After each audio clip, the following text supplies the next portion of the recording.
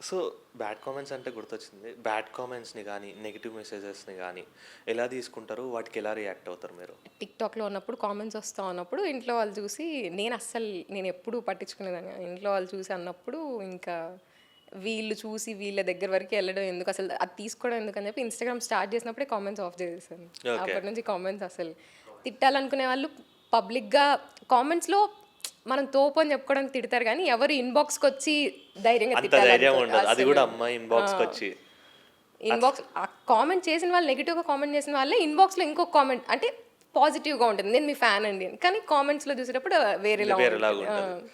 So TikTok ఎక్స్‌పీరియన్స్‌ని ఇక్కడ అసలు కొంచెం ఇన్‌స్టాగ్రామ్‌లో ఆనే చేయలేదు మళ్ళీ నేను కామెంట్స్. ఓకే. నెగెటివ్ మెసేజెస్ గూడా ఏం రావా? అన్ వస్తాయండి, ఖచ్చితంగా వస్తాయి. నేను అది చూసినప్పుడే పూర్తిగా కింద వరకు స్క్రోల్ చేయకుండా టక్కన డిలీట్ చేస్తాను. నేను అంతవరకు ఎందుకు కన్జ్యూమ్ చేసుకోవడం అని ఓకే. చెప్పి రియాక్ట్ గారింకేమి. ఆహా! అస్సలు. అక్కడితో కట్ హుహు. జేసేస్తారు. ఓకే.